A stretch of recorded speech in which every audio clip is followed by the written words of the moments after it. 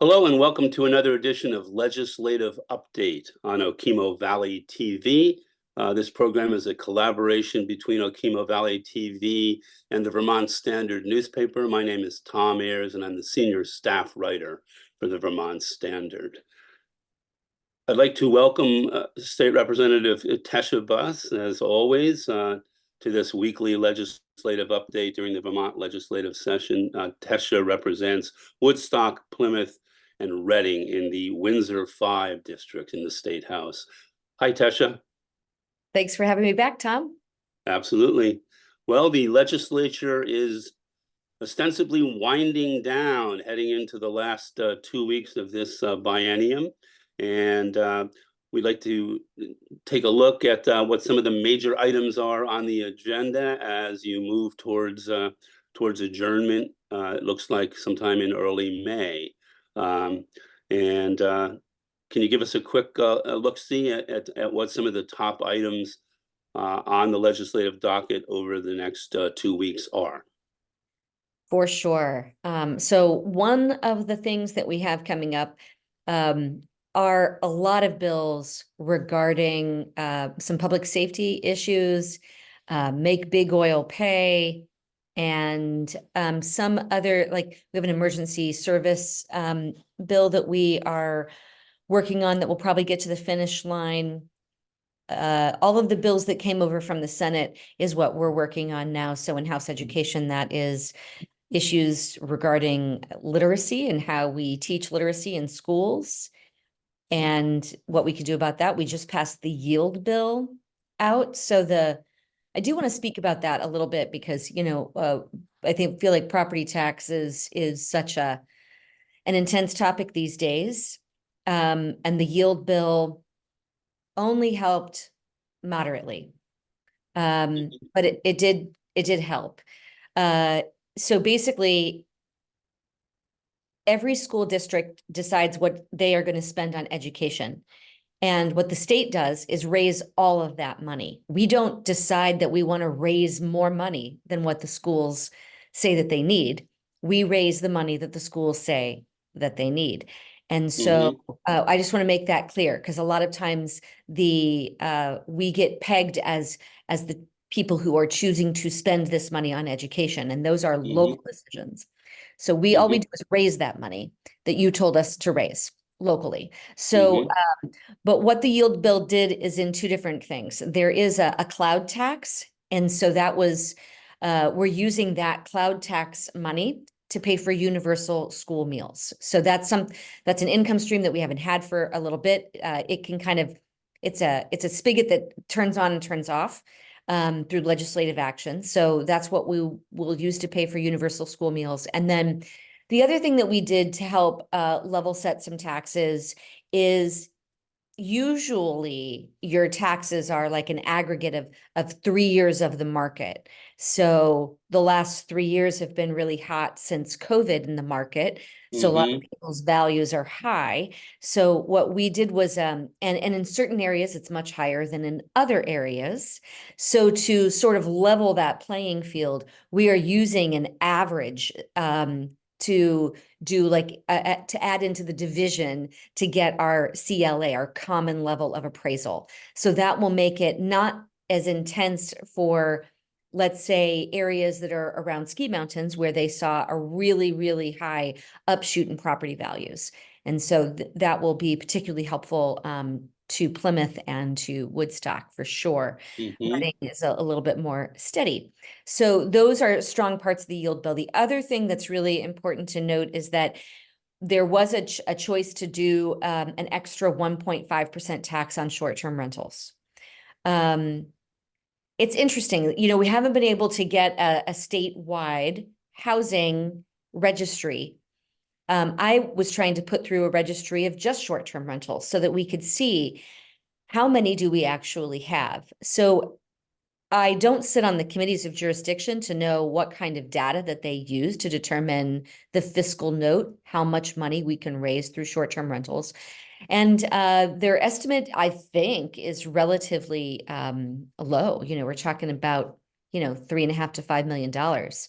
So it'll be interesting if that demonstrates what we think it will in the tax realm. And if that is indeed what it is raising, then it'll be curious to know sort of statewide what that impact is, to know how many we actually have.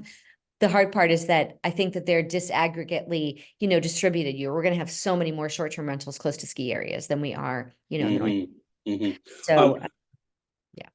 I'd like to go back to the first tax that you mentioned, the cloud tax.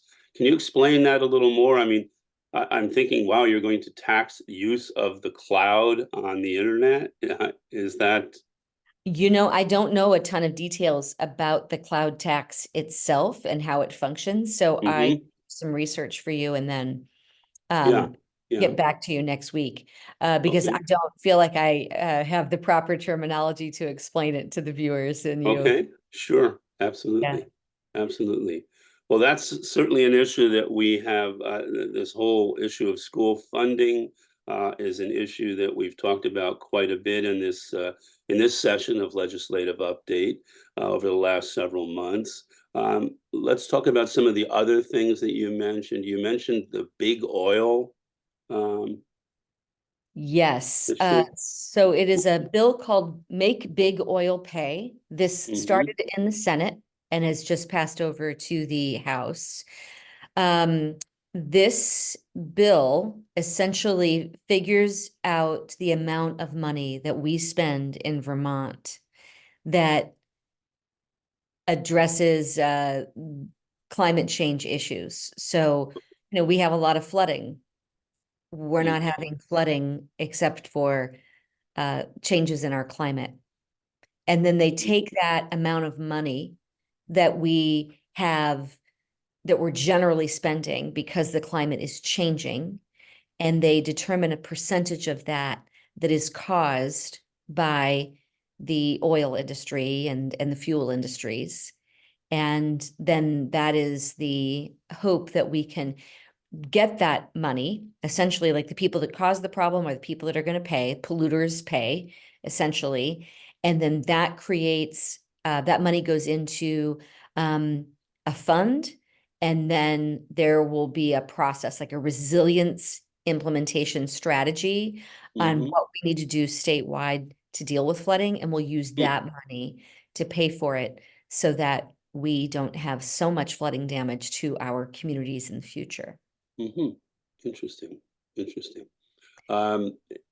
Other things that you may have mentioned other than the school funding issue and the yield and this big oil initiative, what are some of the other remaining items on the docket that will be meriting your attention in the next 2 weeks? Yes, so we have a wetland and river corridor development and dam safety bill. It's called S213. So that means it started in the Senate.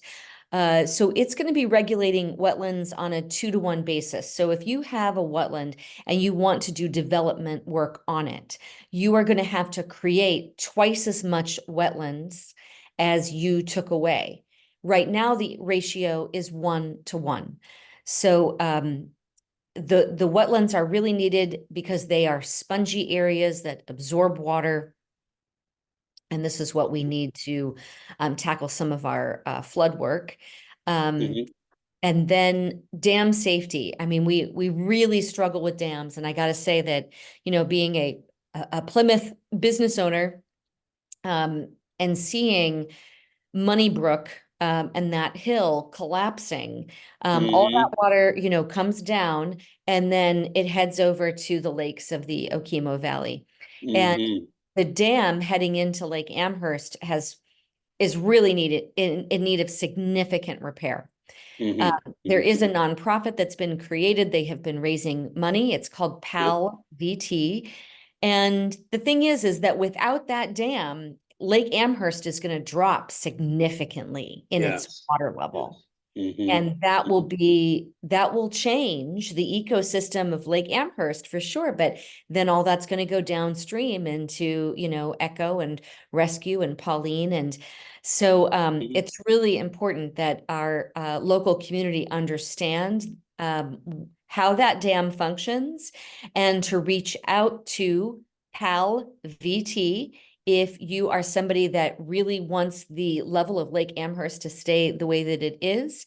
Mhm. They are really looking for folks that will contribute time, energy, and money to that dam. This bill will create a revolving loan fund.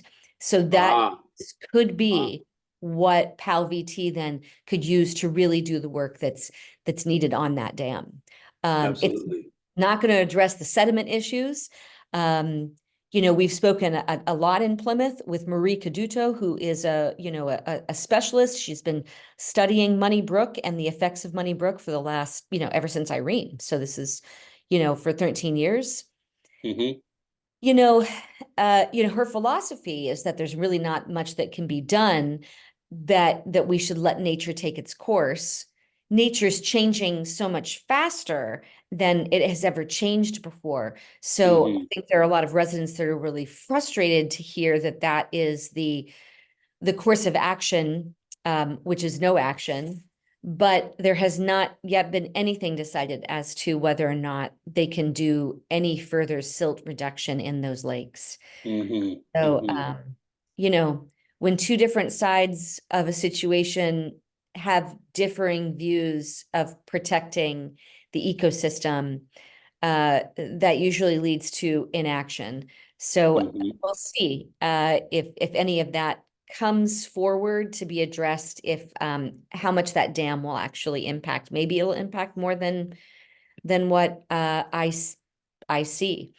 Mhm. Mhm. We also have a bill coming forth that will create a community resilience and disaster mitigation fund. Right now, the treasurer has a he can establish credit based on the state's average cash balance. Mhm. And he is going to be able to increase that by 2.5% so that we can use this also to finance climate infrastructure and resilience projects. Now, I have to say this next point that I'm going to make has nothing to do with legislation, but it is really important that Sarah Waring at she works for the USDA. She has worked really, really hard to get a small state grant from the federal government.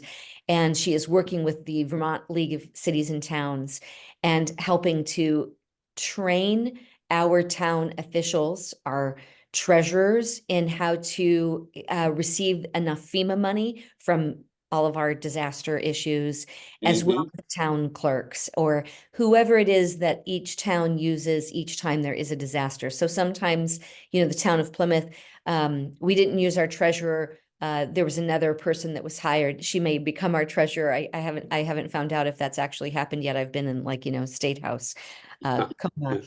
But it will train anybody who is the person or wants to be the person that will help out if there's a disaster from a financial standpoint. Mhm. So we Mhm. can get the federal funding that we desperately need in all of our towns. And Right. it codifies a state emergency management plan. This last year, when we had July floods, and folks would call 211, which is supposed to be a hotline to help you with flood Mhm. issues. Sometimes there wouldn't be a phone call back for 3 weeks. Mhm. So that Mhm. obviously is not extremely helpful, or not as No, helpful as we want it to be. So no. um, that will be addressed as well. Uh, Excellent. Excellent. Anything else you'd like to add? We've got next week to continue following these issues, maybe 2 to 3 weeks hence, before you wrap up legislative update for another year. If you have anything else you'd like to add, I think you've done a thorough job of covering some of the hot button issues that remain on the plate of the legislature moving forward over the next couple of weeks. And let's stay on top of these in the coming weeks and follow these through to resolution. Excellent. Thanks so much for the opportunity to talk, Tom. Absolutely, much appreciated, and we'll see you next week, Tesha. Excellent.